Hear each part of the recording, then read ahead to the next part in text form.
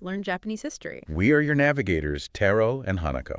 So if you're just starting your journey into Japanese history with us, welcome aboard. We're diving right into a really pivotal time today. That's right. We're looking at how Japan regained its sovereignty after, well, the massive changes brought by World War II. Yeah, the end of the Allied occupation, it was a huge turning point. Understanding how that happened really sets the stage for everything that followed. Absolutely.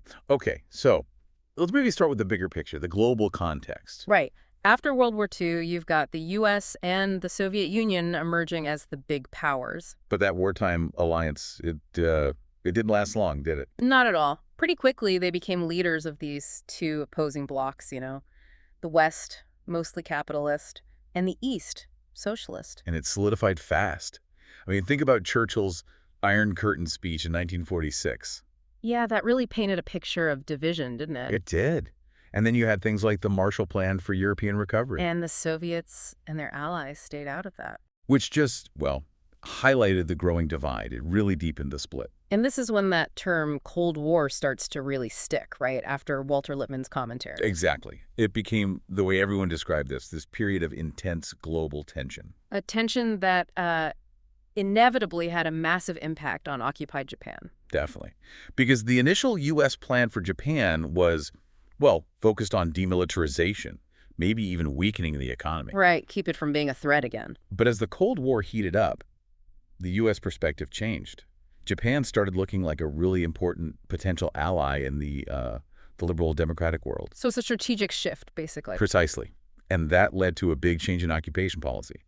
Less about weakening, more about rebuilding and pushing towards independence. Okay, so how did that actually play out on the ground? Well, a key moment was in December 1948. The GHQ General Headquarters brought in the economic stabilization, 9 principles. Aimed at tackling inflation, which was rampant. Exactly. Things like balancing the budget, improving tax collection, price controls, trying to get a grip on the economy. And then more followed. Yes, in 49, you got the Dodge Plan, named after Joseph Dodge. That was really about fiscal austerity. Cutting government spending, tightening the belt. Pretty much. And the Shoup tax reforms came in that year, too, aiming for a more direct tax system. And the exchange rate stabilization. Ah, yes. April 49. They set a single rate, 360 yen to the U.S. dollar. Wow. So these are pretty major interventions. What was the immediate effect? Was it smooth sailing? Oh, not initially. It was tough, actually. These policies, especially the austerity, led to bankruptcies, particularly for smaller businesses. And unemployment probably rose. It did. And you saw labor movements becoming much more active, protesting the conditions. So stabilization came at a cost, at least in the short term. Definitely. But eventually, these measures did lay the groundwork for, well, later recovery. Okay, and then comes another major event, this time in Asia itself. Right. June 1950, the outbreak of the Korean War. North Korea invades the South, crossing the 38th parallel. And the world reacts quickly. Very. The UN Security Council condemned the invasion, authorized UN forces, mainly U.S. troops, to defend South Korea. But it wasn't straightforward. China got involved. Yes, Chinese forces intervened on North Korea's side, making it a much larger, more intense conflict. Which dragged on for a few years. Until the armistice was signed at Panmunjom in July 1953. So bringing it back to Japan, how did the Korean War affect things there? It had some really immediate and significant effects. Under GHQ direction, Japan set up the National Police Reserve. The precursor to the self-defense forces. Yeah, exactly. An early move towards Japan handling more of its own security. And there was also the Red Purge. Yes. Individuals seen as communists or sympathizers were removed from government jobs, media positions, reflecting the Cold War fears. But economically, you mentioned earlier stabilization efforts. Well, economically, the Korean War was, ironically, a huge boost for Japan. Japan became this essential supply base for the UN forces fighting in Korea. This created a massive demand for Japanese goods and services. The special procurement boom, or tokuju. That's the one, tokuju. It poured money into the economy, revitalized industries. By 1951, mining and industrial production were basically back to pre-war levels. Wow. So the war next door really accelerated Japan's economic recovery. It certainly did. Yeah. And it also sped up the U.S. push for a peace treaty with Japan. The third Yoshida cabinet was keen on this, too. But was everyone in Japan on the same page about how to achieve peace? No, not entirely. There was a split. On one side, you had more left-leaning groups, unions, advocating for a comprehensive peace. Maybe. meaning a treaty involving everyone, including the socialist countries like the Soviet Union and China, even if it took longer. And the other side? Mostly conservatives, business groups. They pushed for a separate peace. Just with the Western Bloc. Right. Get sovereignty back quickly, align with the liberal democratic nations, even if it meant excluding the socialist bloc for now. And the separate peace side won out. It did. Prime Minister Yoshida Shigeru went to San Francisco in September 1951. And signed the treaty there. With 48 nations, mostly the Western allies like the US and UK. It came into effect April 28, 1952. Officially ending the occupation. And restoring Japan's sovereignty. Japan was back as an independent nation in the international community, aligned with the West. And Amami Oshima was returned in 53 too. But there was another key agreement signed at the same time, wasn't there? Crucially, yes. The U.S.-Japan Security Treaty, the first ANPO treaty. Which allowed U.S. troops to stay. Yes, it permitted U.S. forces to be stationed in and around Japan, primarily to maintain peace in the Far East. The details of bases and so on were covered in the U.S.-Japan Administrative Agreement that followed. So peace and security were tightly linked from the very beginning of post-occupation Japan. Absolutely. And Japan also moved to sign separate peace treaties with others, like the Republic of China, Taiwan, and India, and started dealing with reparations and aid for Southeast Asian nations. But going back to the San Francisco Treaty, the socialist countries weren't there. No. The Soviet Union, the People's Republic of China, they didn't participate. So normalizing relations with them remained a major piece of unfinished business for Japan. Did things stay frozen like that for long? Yeah, the mid-50s saw a bit of a thaw in the Cold War, some easing of tensions. And events like the Bandung Conference. Right, 1955, the Asia-Africa Conference. Japan was there with 28 other nations advocating against colonialism, for cooperation, for peace, a different kind of international engagement. And domestically, the government changed hands. Yes, the Haruyama Ichiro cabinet took over from Yoshida, and they made normalizing relations with the Soviet Union a priority. Which led to? The Japan-Soviet Joint Declaration in October 1956.